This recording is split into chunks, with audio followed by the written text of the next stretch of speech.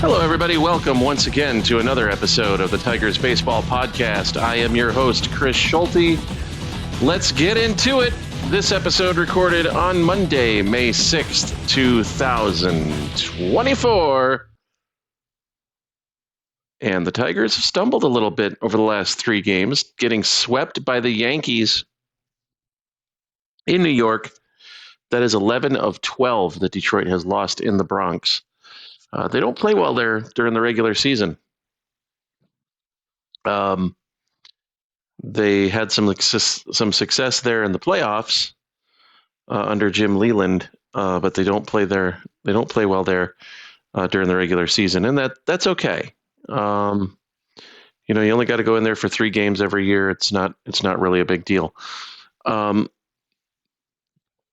They did, however, handle Juan Soto pretty well for most of the series, and you know what? Tarek Skubal is Tarek Skubal is Tarek Skubal. Yes, he gave up 2 runs, but he didn't walk anybody. He gave up 3 hits, and he struck out 12 in that time frame, which that in and of itself is a career high for him. So Detroit had 2 players that got career highs in strikeouts this week.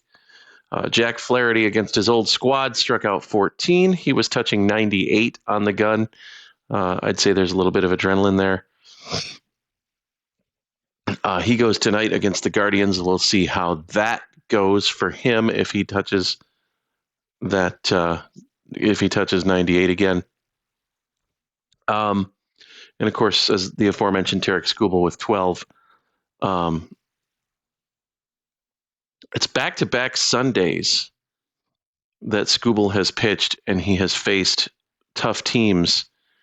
He's got the Astros this weekend. That'll be an interesting task as well, because the Astros, much like the Yankees and the Royals, don't strike out a lot, and so they're teams that they don't take strikes, they don't swing at bad pitches, they swing at strikes. So we'll see how he handles that. Of course, it's not the same Astros team that it was last year, and again, there's a lot to unpack there. We'll dive into that series, of course, after it's over. We'll dive into that next week and see how that goes. Again, look, Detroit.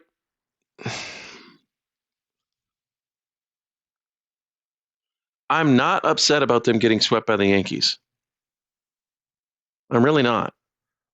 I'm not upset about the fact that their game got called because of rain yesterday. It shouldn't have even been played. But I understand the reasoning behind why they played it, because it's not like it's a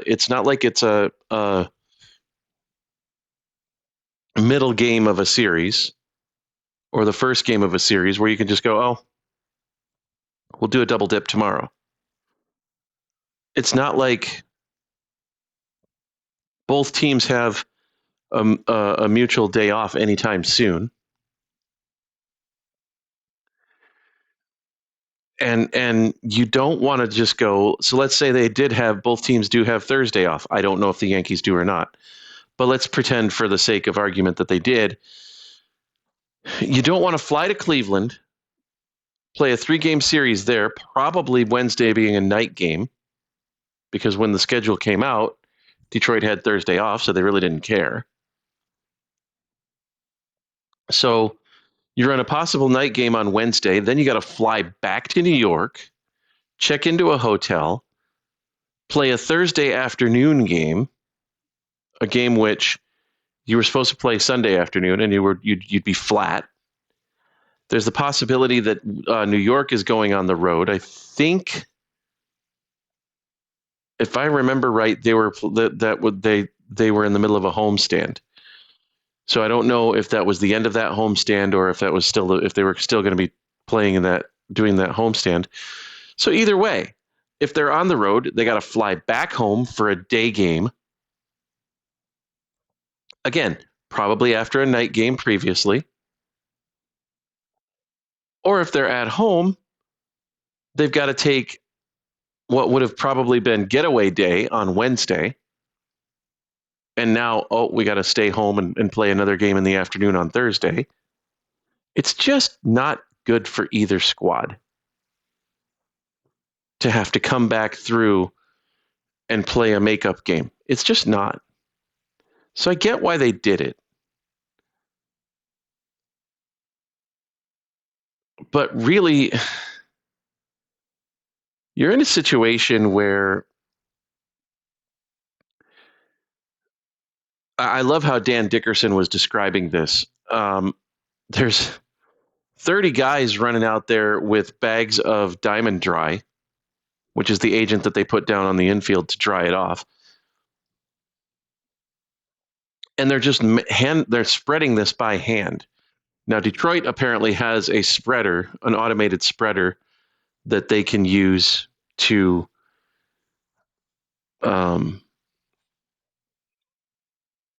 spread this stuff around, and it gets it done faster and it gets it done evenly and all of that. But you've got Tarek Skubal had to throw out the rosin bag originally because it was too wet. And so he couldn't pitch. He couldn't get a good grip on the ball. And he still struck out 12. That tells you how good he is.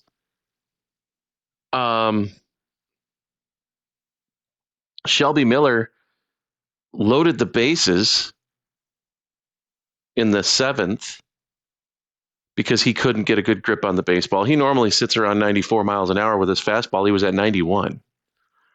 Again, because he couldn't get a good grip.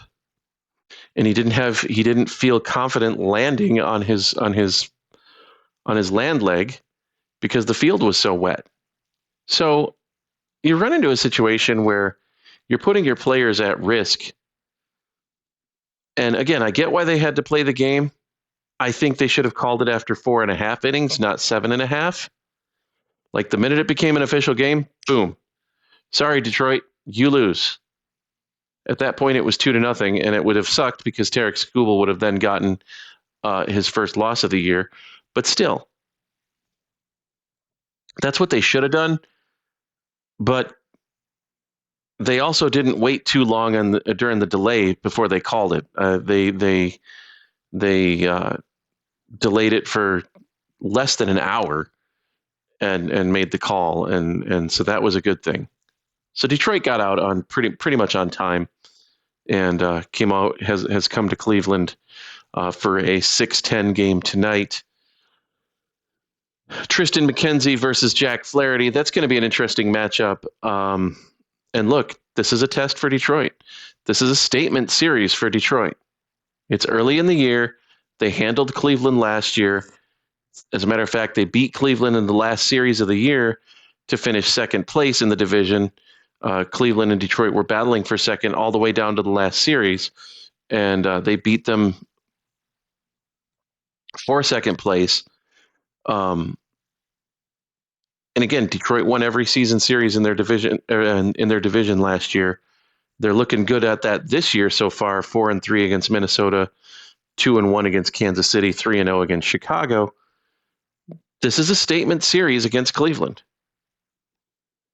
This is the team you have to beat. Now, granted, Minnesota and Kansas City are in front of you as well, but right now you've got Cleveland dead on. So you need to play. You need to face those guys.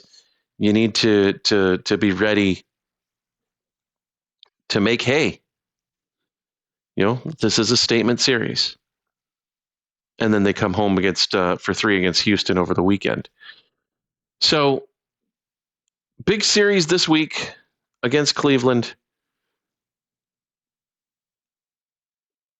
Big series this weekend against Houston because whether you like it or not, Houston is they were a playoff team last year. And while they're not playing well this year, there's still a good squad over there. Yordan Alvarez is a good player. Alex Bregman's a good player. Kyle Tucker's a good player. Jose Abreu has always hit well against the Tigers. You got Justin Verlander over there. Josh Hader is in that bullpen now. So they've got talent. Jose Altuve is there. Jeremy Pena has done quite well filling in for Carlos Correa,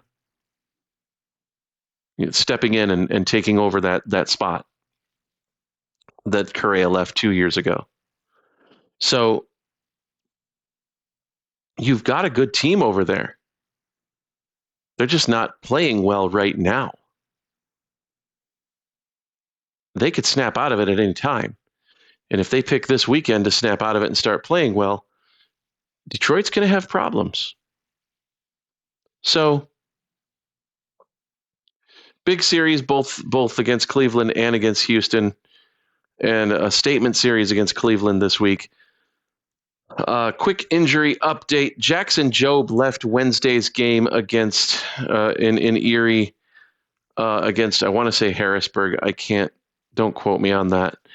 But he left Wednesday's game with a strained hamstring. This is kind of good news for Jackson Jobe, because now that sort of, when he does come back, that sort of gives him a little bit more leeway to pitch a little longer, because Detroit was going to limit his innings anyway. He only pitched 74 innings last year. They were going to limit what they threw at him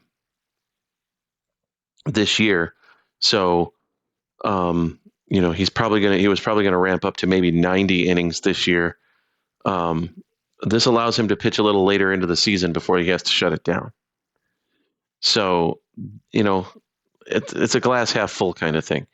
Gio Urshela is looking good. He's probably going to start a rehab assignment this week, if not early next week, which means Wenceel Perez will have to go back down to the minors. So he's looking like he's ready to come off the injured list, and that'll be good for the Tigers' offense. He was hitting quite well before getting hurt, and he delivered a couple big hits in some key situations for the Tigers. Spencer Torkelson has been moved down in the lineup. He was hitting 6th yesterday. He was hitting 7th on Saturday. And AJ Hinch basically told him, look, the next spot down in the lineup is actually on the bench. So, you know what? Get it done. It's time to start to put up or sit down. He responded to that yesterday by hitting 2 doubles. And then he also struck out against Nestor Cortez, but still, 2 doubles. One of them was a line drive that went over the left fielder's head. And in all honesty, if he'd hit it a little higher, it would have gone out. But, it's good to see the hard hit rate start to climb a little bit for Spencer Torkelson. Detroit still needs to learn how to hit pitches down the middle of the plate, and they have not done that yet to great satisfaction. But it's early in the year. Let's not forget, it's game 35 of the season, folks. Even after Detroit's 3 games losing streak, they're still 18-16. They're still above 500. And if you thought the American League Central was going to be a cakewalk this year, I'll throw this at you. This is the only division that has 4 teams above 500. You thought it would be the AL East, and rightfully so. But Tampa's not there yet. Now, to be fair, nobody expected Cleveland and Kansas City to play as well as they are. Nobody expected Minnesota to play as poorly as they have. I expected Detroit to be pretty much right where they're at, record-wise. I'm very happy with the way Detroit's playing. And it's a long season. Not even a quarter of the way done yet. There's a long way to go. This team is still going to win the division. I firmly believe that. I want to thank Spotify. I want to thank Anchor for distributing the podcast. It's now actually Spotify Podcast or something like that, but I still go to anchor.fm. You can catch the podcast on Spotify, on Apple Podcasts, whatever the heck Google is using now for their podcast service. But you know what? Check us out on YouTube, youtube.com/@TB podcast. And we will be more than happy to upload new content every week. All that being said, you can follow us on social media at Podcast Tigers on Twitter or at TB Podcast at TB Podcast at tweezcake.social on Mastodon. You can email the show Tigers Baseball Podcast at gmail.com. It's the world's longest email address. I'm quite proud of that. With that, I'm going to end this thing. We will see you next week. Cleveland and Houston coming up. Let's snap this losing streak, boys. Thanks for listening, everybody. Go Tigers.